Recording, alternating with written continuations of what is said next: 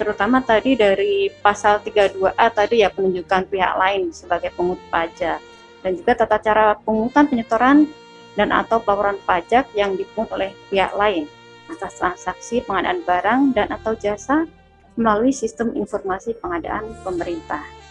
Ibu pasti sudah familiar pengadaan barang atau jasa melalui sistem informasi pengadaan pemerintah.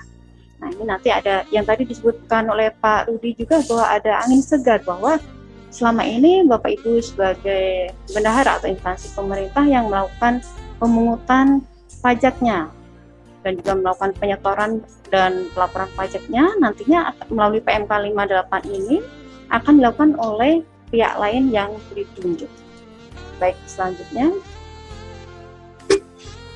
Nah, ini saya jelaskan tuh mulai hal-hal atau pokok pengaturan di PMK 58 ini. Pihak lain itu siapa atau apa? Pihak lain yang ditunjuk sebagai pungut pajak itu nantinya adalah berupa retail daring pengadaan dan juga marketplace pengadaan. Mereka itu ditunjuk sebagai pungut pajak untuk melakukan pemungutan, penyetoran dan atau pelaporan pajak atas penyerahan barang dan atau jasa yang dilakukan oleh rekanan melalui pihak lain dalam sistem informasi pengadaan. Kemudian kewajiban bukan sebagai PKP, jadi mereka pihak lain tersebut dan juga rekanan wajib mendaftarkan diri untuk diberikan NPWP dan dikukuhkan sebagai pengusaha kena pajak, termasuk rekanan yang memenuhi kriteria pengusaha kecil. Jadi Bapak Ibu bendahara atau instansi pemerintah ketika bertransaksi, kami harapkan bertransaksinya itu dengan pihak yang memang mereka sebagai PKP. Ya, rekanan PKP ya. Iya, betul. Seperti itu. Jadi mereka yang nantinya akan menerbitkan faktur pajak ya. Betul ya Pak. Baik. Kemudian untuk kewajiban pemungutan, penyetoran dan pelaporan. Nah, ini yang tadi dibilang Pak Rudi bahwa ini angin segar bagi rekan-rekan, bahwa pihak lain nantinya yang akan wajib melakukan pemungutan, penyetoran dan pelaporan atas PPh atau pajak penghasilan pasal 22, PPN atau pajak pada nilai, dan juga barangkali ada PPNBM-nya yang telah dipungutnya.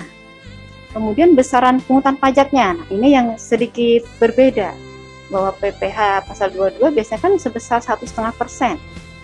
Nah, kalau nanti oleh pihak lain itu adalah sebesar 0,5% dari seluruh nilai pembayaran yang tercantum dalam dokumen tagihan, tidak termasuk PPN dan PPNBM-nya. Kemudian PPN-nya adalah sebesar tarif sesuai, kalau sekarang per 1 saya ulang, per 1 April 2022 tarifnya adalah sebesar 11%, atau sesuai nanti misalkan dia jenis tertentu, PPN dengan tarif tertentu ya, sesuaikan nilainya dengan tarif tersebut, seperti itu. Tapi kurang lebih besarannya 11% normalnya, rata-rata seperti itu. Kemudian barangkali ada pajak penjualan atas barang mewah atau PPNBM-nya, maka silakan dilakukan untuk pemungutannya oleh pihak lain tersebut. Kemudian dokumen pemungutannya, dokumen tagihan merupakan dokumen tertentu yang dipersamakan dengan bukti pemungutan pajak penghasilan dan dokumen tertentu yang kedepannya dipersamakan dengan faktur pajak, seperti itu. Kemudian SPT yang digunakan oleh pihak lain tersebut adalah SPT masa PPh unifikasi dan juga SPT masa PPN 1107 PUT bagi pihak lain tersebut. Yang nantinya akan dimodifikasi ya? Iya betul, karena ini ya. Nah, nantinya agak sedikit berbeda iya, dengan instansi pemerintah. Iya. Nanti 1107 putnya ini agak sedikit berbeda dengan yang biasa di kantor pusat ya, dimodifikasi mungkin seperti itu ya Pak Adit ya. Baik, selanjutnya. Nah, ruang lingkupnya. Yang pertama adalah transaksi pengadaan barang dan atau jasa. Ini dilakukan dalam sistem informasi pengadaan pemerintah. Ini contohnya BELA atau ya. Kalau SIPLAH itu di Kemenristek Dikti ya, tidak salah ya. Atau barangkali mungkin rekan-rekan lebih familiar ya. Di sini kalau di Kementerian Keuangan Bu, khususnya Direktorat Jenderal Pembendaraan itu sudah memandangkan yang DigiPay Bu, digital payment. Jadi ada platform tersendiri yang buatan dari Direktorat Jenderal Pembendaraan berkolaborasi dengan bank-bank himbara. Namanya apa tadi? DigiPay, Pak. Digital Payment. Jadi kalau misalnya baik. Nah, itu jadi melalui sistem informasi pengadaan pemerintah seperti itu. Kemudian juga transaksi pengadaan difasilitasi oleh BPMSE berupa marketplace pengadaan atau retail daring pengadaan. Ya, kalau di di Jawa Tengah itu ada yang namanya Blangkon. Ya. Nah, itu seperti itu. Kalau di Jawa Barat apa? Saya kurang tahu namanya. Malah kurang hafal ya gitu. Kurang hafal. Nah, seperti itu. Kemudian pembayaran dilakukan melalui menggunakan uang persediaan. Iya. Melalui ini highlightnya ya. Atau jadi ini syarat melalui sistem pengadaan pemerintah. Syarat. Melalui UP, kemudian UP ya, ya seperti itu. Jadi kesimpulannya menggunakan UP, belanjanya di marketplace, sistem informasi PP. Ya, tidak harus SIPP itu Pak. Tidak harus ya. Oke, lanjut. Baik, selanjutnya. Nah ini, jadi subjeknya adalah ada marketplace dan retail daring. Itu berarti nanti mereka adalah sebagai pihak lain yang ditunjuk sebagai pemungut pajak. Jadi mereka juga wajib PKP. Itu mereka ditunjuk sebagai pemungut pajak atas pengadaan barang atau jasa pemerintah yang dilakukan melalui sistem informasi pengadaan pemerintah. Kemudian rekanan pemerintah ada juga kan langsung rekanan pemerintah merupakan pengusaha. Jadi mereka juga wajib PKP kecuali barangkali memang ada kondisi tertentu yang mereka tidak bisa jadi PKP ya, Pak Aditya, seperti itu. Namun ada baiknya semuanya PKP lah. Kita sangat menyarankan transaksinya dengan rekanan yang PKP ya, Pak Aditya, seperti itu ya. Baik. Ini rekanan pemerintahnya berarti mereka yang nantinya terdaftar dalam marketplace tadi ya. Betul. Kemudian juga Bapak Ibu sebagai instansi pemerintah yang merupakan user sistem pengadaan. Ya, hanya sebagai user saja. Bukan sebagai pemungut pajak. Betul. Seperti itu. Nah kalau dulu itu nanti mungkin lebih jelasnya di PMK 59 ya Pak Rudi ya. Kalau dulu itu cuma instansi pemerintah itu saja ya. Atau instansi pemerintah pusat kalau dulu betul, ya. Sekarang sudah instansi pemerintah pusat, daerah dan juga desa. Dipersamakan kedudukannya. Jadi semua instansi pemerintah baik itu pusat, daerah dan desa itu diatur sama dalam PMK ini. Ya, betul. Sebagai instansi pemerintah. Instansi pemerintah. Baik, selanjutnya. Nah, ini objek pemungutannya, kemudian tarikh dan saat penyetoran pajak. Ini yang perlu diperhatikan. Tapi nantinya oleh ini ya, oleh pihak lain ya. Ya, kalau kita berbicara PMK 58 berarti ini nanti akan pihak lain ya, seperti itu. Jadi penyerahan BKP dan atau JKP oleh PKP rekan pemerintah kepada instansi pemerintah melalui pihak lain. Jadi pihak lainnya nanti adalah memungut PPN 11% dari seluruh nilai pembayaran dalam invoice dan atau juga PPNBM apabila ada. Kemudian penghasilan rekanan pemerintah dari instansi pemerintah atas penyerahan barang, jasa dan atau sewa harta melalui pihak lain dipungut atau dipotong PPh pasal 22 sebesar 0,5%. Jadi dipungutnya atau dipotongnya cuma PPh pasal 22 ya. Betul. Kalau dulu kan ada misalkan kalau penyerahan barang itu PPh 22, jasa 23. Ya, kemudian sewa harta itu 4 ayat 2 itu. Ya, sekarang semua dipersamakan melalui PPh pasal 22 dengan tarif 0,5%. Ini oleh pihak lain tersebut. Nah, PPh pasal 22 yang dipungut itu merupakan kredit pajak bagi rekanan pemerintah. Jadi mereka nanti bisa mengkreditkan di SPT tahunan bagi rekanan pemerintah. Atau bisa juga sebagai bagian dari pelunasan PPh yang bersifat final dari rekanan pemerintah tersebut. Bersifat final berarti tidak dapat dikreditkan. Jadi misalkan rekanan tersebut ada kewajiban PPh yang bersifat final, atas PPh pasal 22 tersebut bisa sebagai bagian atau pengurang seperti misalkan total 10%. Ini sudah ada tabungan istilahnya, udah ada deposit 0,5%, berarti kurang 9,5%-nya nanti akan dibayarkan sendiri oleh pihak rekanan tersebut. Iya, itu contohnya seperti Bapak Ibu bila melakukan pengadaan persewaan tanah dan bangunan misalnya. Sewa tanah bangunan kan diatur dalam PPh pasal 4 ayat 2 sebesar 10%. Apakah berubah menjadi 0,5%? Tidak. Tetap PPh finalnya itu harus tetap disetorkan. Namun Bapak dan Ibu dengan adanya dipungut PPh Pasal 22 oleh marketplace ini 0,5%, seperti tadi Mbak Dwi bilang, maka itu akan menjadi pengurang ya Mbak Dwi ya. Jadi si rekanan itu nanti hanya cukup menyetorkan 9,5% saja di kewajiban si rekanannya. Iya, betul. Jadi 0,5%-nya sudah dipungut oleh marketplace tersebut. Ya. Kemudian, nah ini kewajiban saat store dan pelaporannya ya. Iya.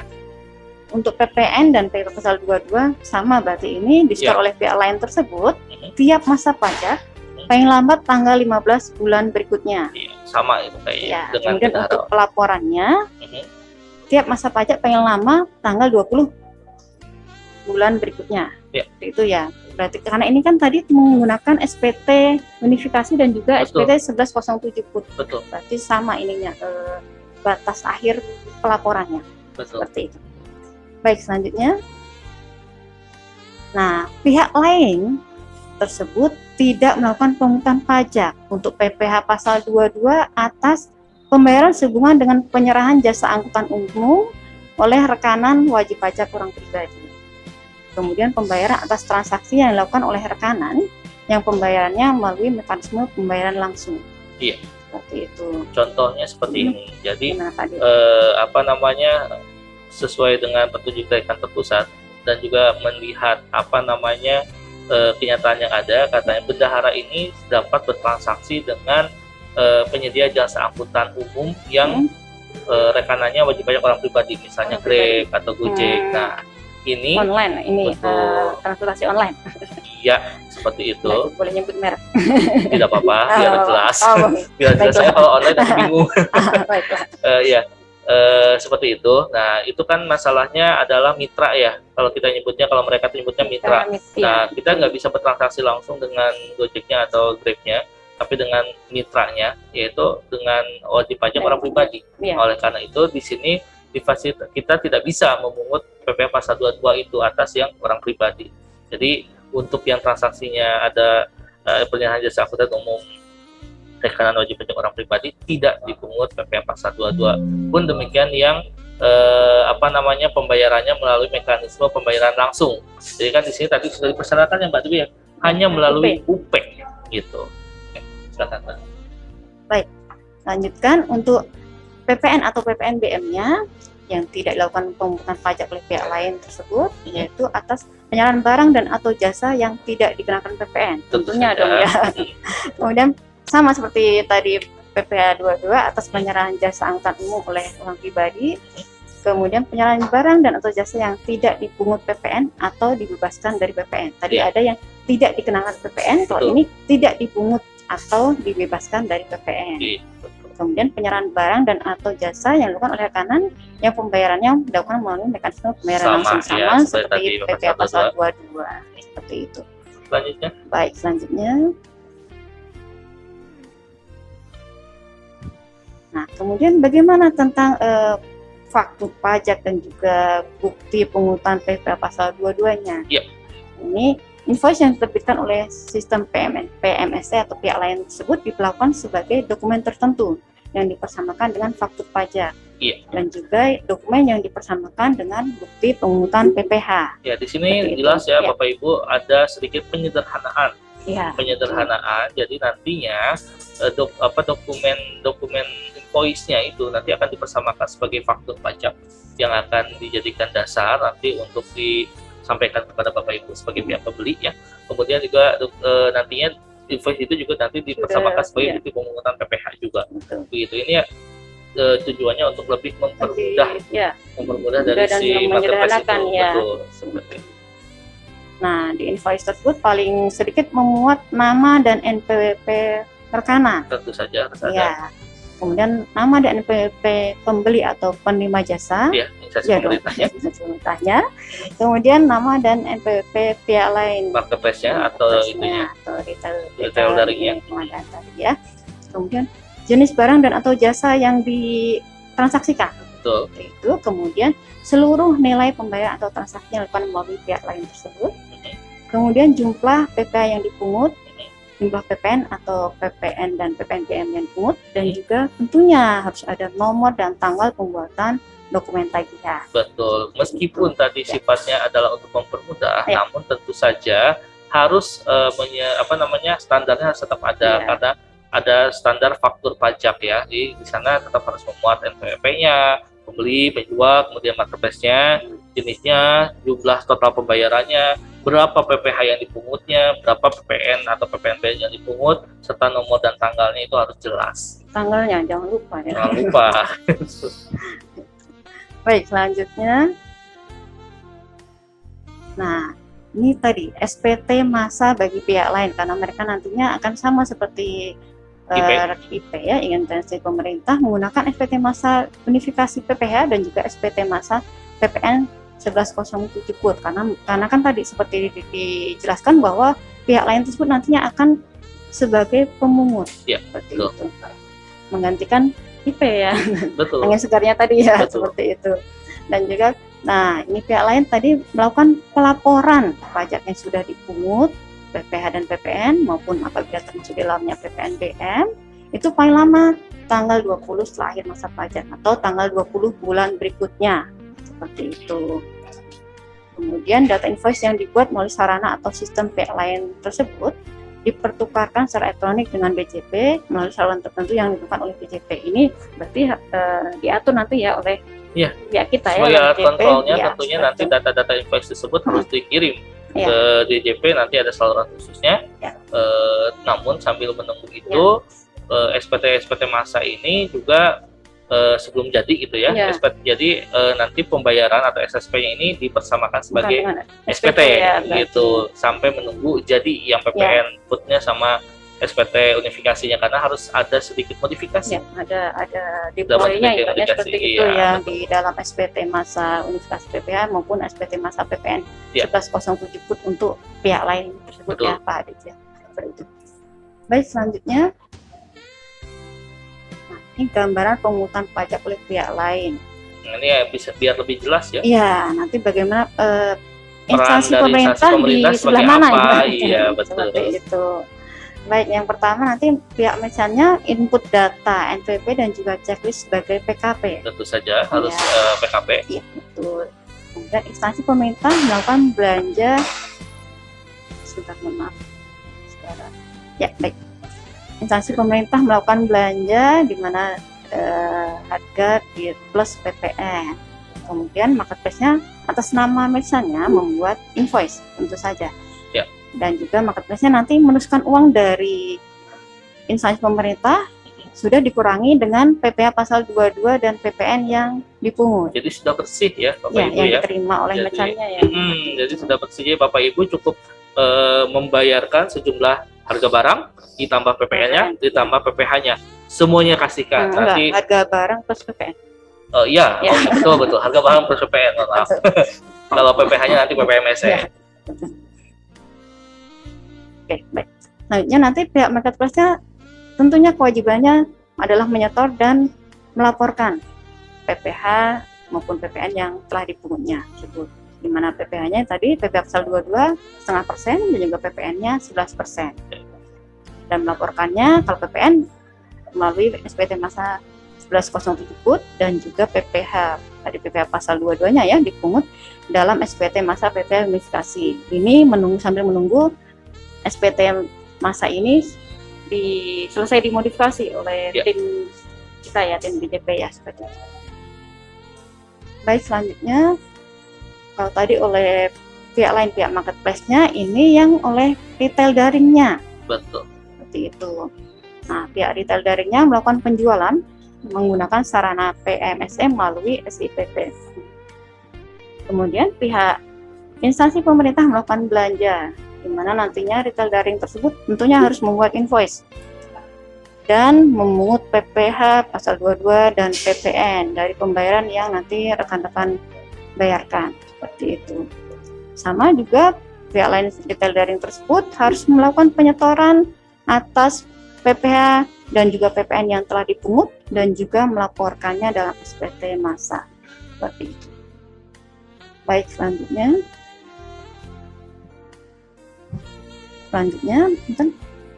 ya. Nah, ini yang biasa Bapak Ibu lakukan sekarang ya, bahwa untuk transaksi yang tunai di bawah 2 juta rupiah, kalau kondisi sekarang kan Bapak Ibu melakukan pemungutan atas PPh-nya, mohon maaf ya, PPh-nya dipungut oleh penjual, kemudian PPh-nya Bapak Ibu tidak memungut karena di bawah 2 juta. Kemudian untuk transaksi tunai yang di atas 2 juta rupiah, kewajiban Bapak Ibu adalah memungut PPN dan PPh pasal 22. Ini kondisi sebelum PMK 58 ini diterbitkan. Saluran elektronik ya betul. Kemudian untuk transaksi kartu kredit pemerintah ya, ini PPN-nya dipungut oleh penjual, kemudian PPh pasal 22-nya tidak dipungut. Nah, kondisi sekarang setelah ada PMK 58 ini, nah ini agak berarti memperingan ya kerja Bapak Ibu sebagai bendahara atau instansi pemerintah, bahwa PPN dan PPh pasal 22-nya dipungut oleh pihak lain. Seperti itu. Jadi intinya kalau Bapak Ibu tidak ingin terlalu ribet, makanya pengadaannya melalui saluran elektronik, bisa melalui marketplace maupun retail daring, gitu ya. Betul. Baik, selanjutnya ini ada contoh kasus ya. Pada 10 Juni 2022, contoh saja bahwa Satker A melakukan belanja laptop kepada rekanan PT XYZ, bukan BP, yang memiliki peredaran bodong tertentu di Marketplace B yang tergabung dalam sistem informasi pengadaan dengan total belanja 5 juta rupiah. Maka kewajibannya tadi adalah Marketplace B memungut PPh pasal 22 sebesar 0,5%. Kemudian disetorkan ke kas negara paling lambat tanggal 15 Juli 2022, jadi tanggal 15 bulan berikutnya, seperti itu. Kemudian Marketplace B tersebut wajib melakukan pelaporan PPh yang telah dipungut tadi paling lambat tanggal 20 Juli 2022, seperti itu. Nah, kemudian ini yang contoh kasus 2 tadi yang sempat kita singgung ya tadi ya, ini yang terkait dengan PPh final ya Pak Adit ya, bahwa ini contohnya Satker C menyewa ruangan untuk keperluan kick-off konser di gedung komersial Melade milik rekanan PTE di Marketplace F yang tergabung dalam sistem informasi pengadaan sebesar 30 juta rupiah. Maka Marketplace F tersebut harus memungut PPh pasal 22 sebesar 0,5% dan disetorkan ke kas negara paling lambat tanggal 15 Juni tahun 2022. Kemudian melaporkan tadi tentunya atas PPh yang sudah dipungut paling lambat tanggal 20 Juni 2022. Terhadap rekanan PTE tadi, karena ini kan sewa ruangan itu kan berarti persewaan itu tadi tarifnya 10% ya Pak Adit ya. PTE ini ada kewajiban untuk membayarkan pajaknya, yaitu PPh final sebesar 10%. Tadi seperti saya bilang sudah ada, istilahnya sudah ada deposit atau tabungan yang sudah dipungut oleh Marketplace F terhadap rekanan PTE ini, yaitu sebesar 0,5% tadi. Jadi kewajiban oleh PTE harus membayarkan sebesar 9,5% atau atas kekurangannya.